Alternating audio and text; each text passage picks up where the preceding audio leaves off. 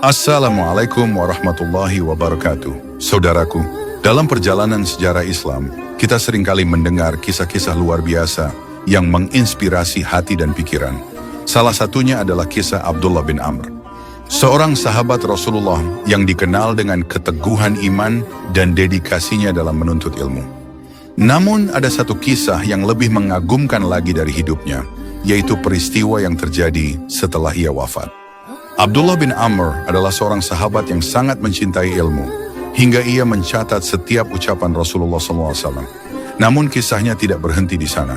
Setelah beliau meninggal dunia, jasadnya tetap utuh selama 46 tahun lamanya, seolah menantang hukum alam yang biasa terjadi pada manusia yang telah meninggal. Keajaiban ini menggugah rasa ingin tahu dan kekaguman banyak orang, bahkan hingga hari ini.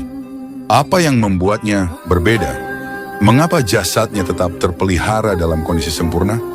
Mari kita telusuri kisahnya dan menemukan hikmah yang terkandung di dalamnya. Simaklah kisah menakjubkan ini, yang menjadi tanda kebesaran Allah dan keagungan seorang sahabat yang begitu dekat dengan Rasulullah Shallallahu Alaihi Wasallam. Dalam sejarah Islam terdapat kisah menakjubkan tentang Abdullah bin Amr, seorang sahabat Nabi Muhammad Shallallahu Alaihi Wasallam yang gugur sebagai syahid dalam perang Uhud. Jasad Abdullah bin Amr yang tetap utuh bahkan puluhan tahun setelah kematiannya menjadi salah satu keistimewaannya sebagai sahabat Nabi. Sebelum perang, Abdullah bin Amr merasa yakin bahwa ia akan gugur dalam pertempuran tersebut. Kisah jasad Abdullah bin Amr yang tetap utuh menjadi sebuah keajaiban yang menggambarkan betapa tinggi kedudukan beliau di sisi Allah Subhanahu wa Ta'ala, bahkan setelah syahid. Dikisahkan dalam buku biografi 60 sahabat Rasulullah yang ditulis oleh Khalid Muhammad Khalid, ketika 73 orang kaum Ansyar membayat Rasulullah dalam bayat Aqabah, Abdullah bin Amr bin Haram adalah salah seorang dari mereka. Demikian juga ketika Rasulullah memilih beberapa yang terbaik dari mereka, Abdullah bin Amr adalah salah satu yang terpilih.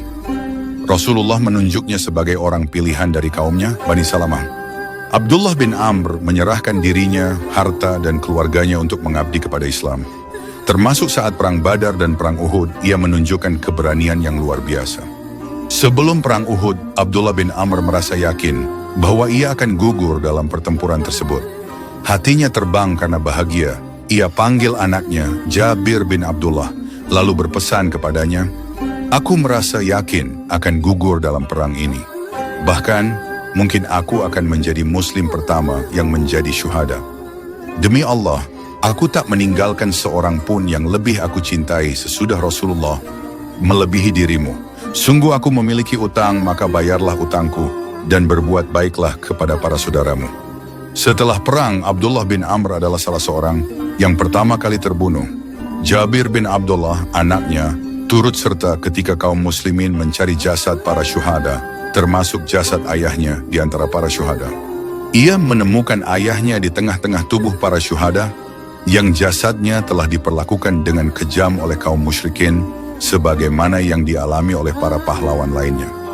Ketika Jabir dan beberapa keluarga menangisi sang syuhada Islam, Abdullah bin Amr bin Haram, Rasulullah melihat mereka lalu bersabda, "Kalian tangisi atau tidak, maka ia telah berada dalam naungan sayap-sayap para malaikat." Iman Abdullah bin Amr sangatlah kokoh. Cintanya kepada syahid di jalan Allah adalah puncak harapan dan keinginannya. Suatu ketika, Rasulullah memberitahukan suatu kabar besar yang menggambarkan keinginannya untuk menjadi syuhada. Suatu hari Rasulullah bersabda kepada Jabir putra Abdullah bin Amr, wahai Jabir, Allah tidak pernah berfirman kepada seorang pun, kecuali dari balik tabir. Namun dia telah berfirman kepada ayahmu secara langsung. Dia berfirman kepada ayahmu, wahai hambaku, mintalah kepadaku, aku pasti memberimu. Abdullah bin Amr berkata, wahai Tuhan, aku minta kepadamu agar engkau kembalikan aku ke dunia untuk sekali lagi berperang di jalanmu. Allah menjawab, sesungguhnya aku telah berfirman bahwa mereka tidak akan dikembalikan ke dunia. Abdullah bin Amr berkata, kalau begitu, sampaikanlah nikmat yang engkau anugerahkan kepada kami, kepada orang-orang sesudahku. Selanjutnya, Allah Subhanahu wa Ta'ala menurunkan surat Ali Imran, ayat 169 sampai 170, yang artinya, janganlah kamu mengira bahwa orang-orang yang gugur di jalan Allah itu mati. Bahkan mereka itu hidup di sisi Tuhannya dengan mendapat rezeki. Mereka dalam keadaan gembira disebabkan karunia Allah yang diberikannya kepada mereka, dan mereka bergirang hati terhadap orang-orang yang masih tinggal di belakang, yang belum menyusul mereka bahwa tidak ada kekhawatiran terhadap mereka, dan tidak pula mereka bersedih hati. Jasad Abdullah bin Amr yang tetap utuh terjadi ketika kaum muslimin mulai mengenali para syuhada. Keluarga Abdullah bin Amr pun berhasil menemukan jasadnya.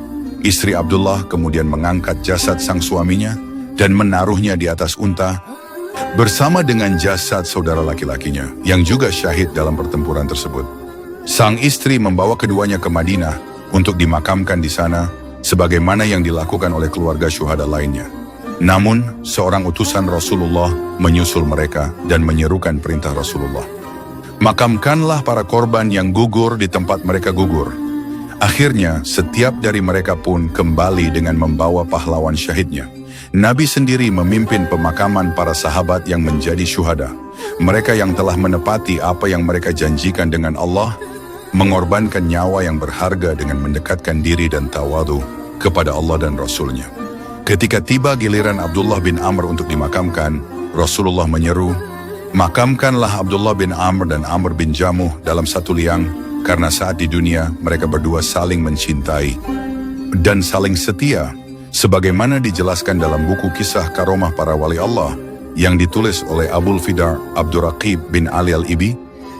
Abdullah bin Amr memiliki ciri khas berkulit merah, berkepala botak, dan berpostur tinggi.